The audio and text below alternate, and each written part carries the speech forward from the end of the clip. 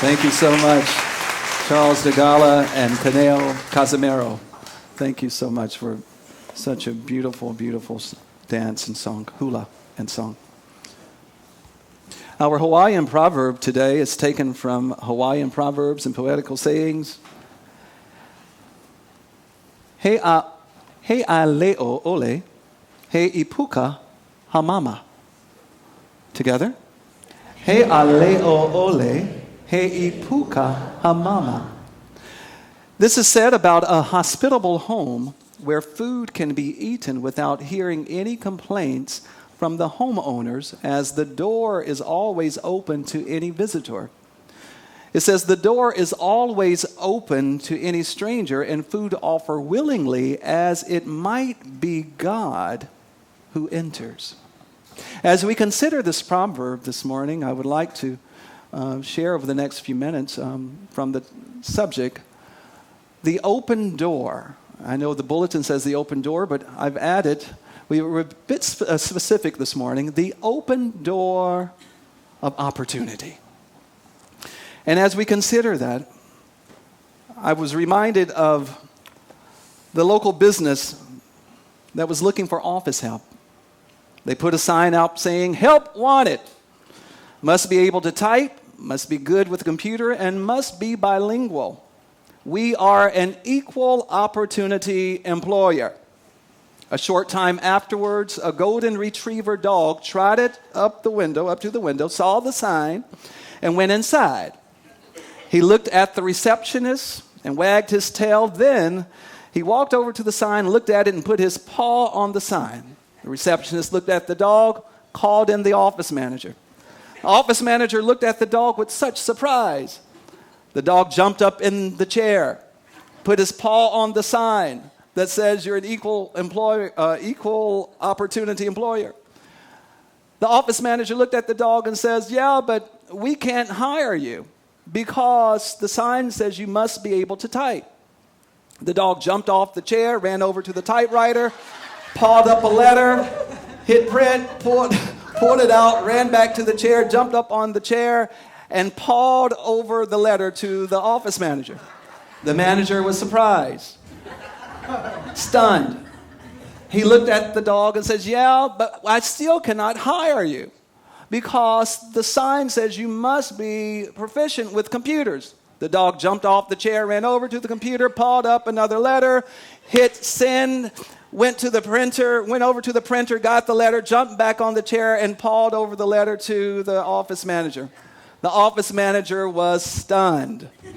He looked at the dog and he says, "I can tell you are a very intelligent dog, but I still cannot hire you because the sign says you must be bilingual." The dog said, "Meow."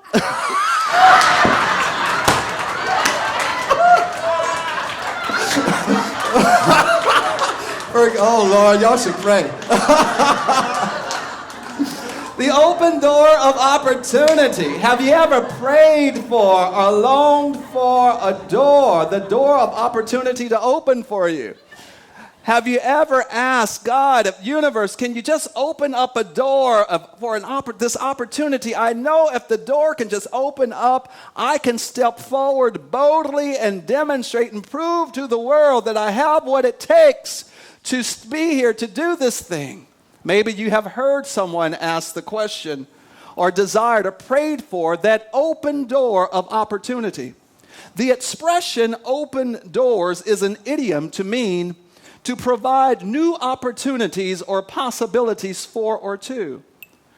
To open new doors means to give someone new opportunities. How many of you could use an open door of opportunity? Come on. How many of you been waiting for that door to swing open wide for your greater opportunity? We hear these words from Revelation chapter 3, verse 8. It says, "I know your works. See, I have set before you an open door, and no one can shut it. For you have a little strength, have kept my word, and have not denied my name, which is my nature. Friends, the universe, God is always swinging open wide the door to greater opportunity. If you have in your heart or soul a desire for expansion or for transcendence, a desire for something bigger, for something greater, something more, that desire, by right of that desire, it gives the universe permission to begin to work on your behalf. It says that we can have what we want to have. We can be what we want to be. We can do what we want to do. We can go where we want to go and as far as we want to go according to the presence and power of God within us. It's been stated that anybody can achieve anything that they set their mind to achieve if they are willing to walk through the door of opportunity when it swings open.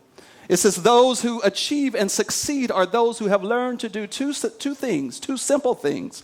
First, to recognize the open doors of opportunity, and then to walk through the door when it swings open boldly. Which reminds me of the young waiter who was waiting tables, yet he had a desire for the door of opportunity to swing open wide. He had a gift that he wanted to share with the world.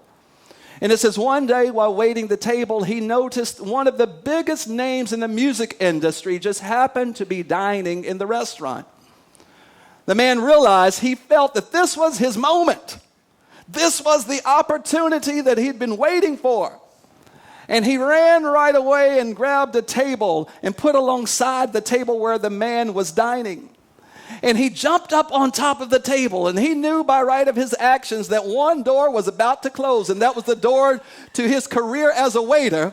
In anticipation that another, it says that when one door closes, another door opens, and he began to dance and sing. And he danced, and he performed, and it says that Old Blue Eyes, Frank Sinatra, danced and performed his way through the doors of opportunity, and the rest is history. Now, and it says that there was another young man at the age of 7. He was diagnosed as an epileptic, constantly challenged with seizures, and couldn't get the help that he needed to control it. At the age of 10, his parents decided to divorce, and he found himself going from his father's home to his mother's home, and he was just from here to there, from family to friends. And at the age of 10, he moved in with a neighbor.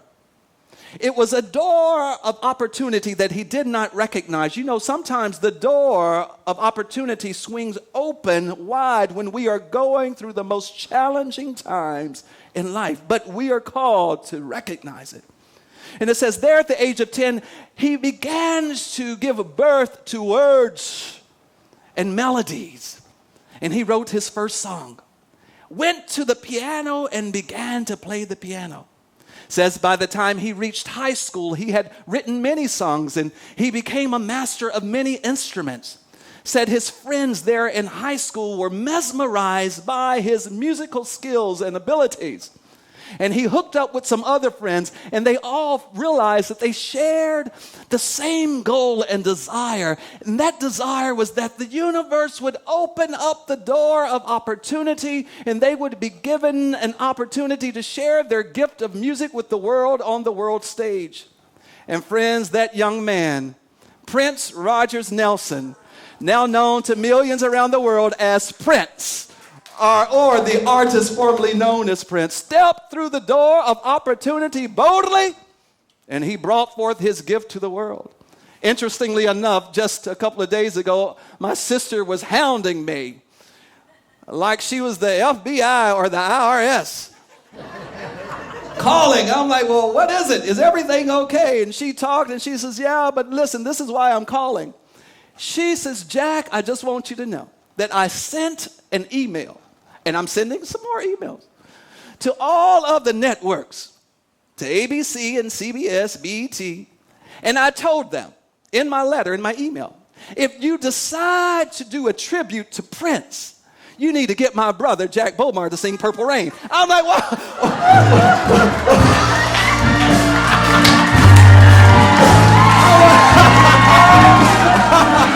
I I'm like, why would you do that? I'm like, why would you do that? She says, wait. I was like, why would you do that? She says, about 5 years ago, I'm like, when have you heard me sing Purple Rain? She said, about 5 years ago when we were all together for a family gathering, and you were just singing it. I'm like, I did? I'm like, I don't even know the song other than Dearly Beloved.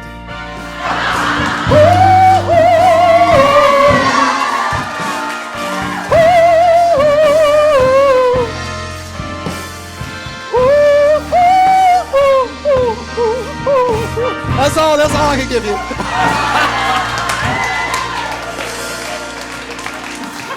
Oh, you all are too much fun. Friends, you never know when, where, or how the door of opportunity will open. When it will swing open. But for some people, the door swings open early in life, and for others, it might swing open later in life. But you can be sure of one thing, that the door of opportunity will swing open for every man, every woman, every boy, and every girl at some moment in this life. And it behooves us to be ready, willing, and able, prepared to step through that door when it does open. It says, the Science of Living principle today says, whatever you are ready for is ready for you. Let's make it personal. Whatever I am ready for come on, call yourself by name and decree and declare it today. Jack Bomar. Whatever you are ready for is ready for you. Now listen, don't fool yourself. There are those who feel that they are ready for something bigger, something greater, something more expensive, something more transcendent. But the proof is in the pudding. When you are ready for it, it shows up. When the student is ready, the teacher, the master, the rabbi will appear. But it cannot come until you really get ready. More than being ready in the physical. More than being ready, just being ready in the outer. You got to be ready in mind and in heart for the good. So that it's been stated that it's one thing to be ready for an opportunity and not have one, but it's a travesty to get an opportunity and not be ready for it because you wouldn't know what to do with it when it shows up. You start, I don't know. I got to get my hair together. Got to get my shoes on. Got to get my clothes. The door of opportunity is swinging open. And those who are ready, no more hoping, wishing, praying for it. We're called to prepare for it. Prepare for the door of opportunity to swing open for you. Relationship-wise, I've had many people in my years of serving as senior minister. I don't know how many prayers I prayed for relationships. People wanting a relationship. Pray that I'll get my soulmate or I'll get my spouse. Pray that, I'm like, your prayer should be that you get ready for it. Because when you get ready for it, they'll show, or pray that I'll get this new job, or pray that I'll get this house, pray that I'll get this car, pray that I'll get this thing. But no, pray that you get ready. I'm praying that you get prepared so that when it comes through, you won't miss the good, you'll see it. You can step through that door and enjoy your greater good. Prepare to walk through the open doors of opportunity. As you consider this topic, the open door to opportunities, there's one question I invite you to consider, to ask yourself, and that question is simply, am I ready? Are you ready? Is the mind ready? Is the heart ready? There are those trying to get into relationships, but the heart isn't ready. The heart is still stuck in the previous relationship, stuck in the past. Pain of the past, you're not ready. Is the heart ready? Is the character ready? Is the character deep enough to meet the opportunity? Are your skills sharp? Have you fine-tuned the skills, worked with your abilities? Have you been chiseling and getting things ready so that when your moment comes, you don't have to ask anybody what to do with it. You know what to do with it. You step through the door and get you good. When the door of opportunity opens, will you be ready to walk boldly through it? Do everything that you can, friends, as you're waiting for that door to open. Don't just sit around wishing, hoping, and praying. Get yourself ready. Be proactive and make sure that you are the most qualified when the door opens. If they need somebody, when that door swings open, I'm the man. If you're going to get this position, you better be ready. You better bring all that you got to the table because I've been working on it. See, there's two creations to everything, and most people don't want to do the work. They want the fame, the glitz, and the glamour, but they don't want the struggle. Anything worth having is worth fighting for, sweating for, crying for, working for. Nothing for nothing leaves nothing. We have a whole lot of nothingness in our society. But if you want it, are you willing to pay? Somebody said you got to pay the cost to be the boss. And you got to first open that door, step to the open door of opportunity in your very own soul. The mind has to open. If the mind is not open to the good and has not already entertained it, already seen it, already gone through it, you're waiting on a house, you want the door of opportunity for your new home to open, you got to get in that home in your mind. That's the first creation. The second creation is when you get the jing-a-ling-a-ling, the keys to open the door to your new home. If you're working on the opportunity of a new relationship, a new car, you got to get it in your mind first. And then you'll see it happen in the outer. Reverend Frederick Eichenkoder says, when you mentally prepare for something, the cosmic law of mind proceeds to produce it. That's hot. Ernest Holmes shared the same sentiment when he says that when you decide to step through the open door of opportunity, all of nature began to work on your behalf, conforming, gathering together to manifest and produce your freedom. When the door of opportunity opens, will you be ready to walk through it?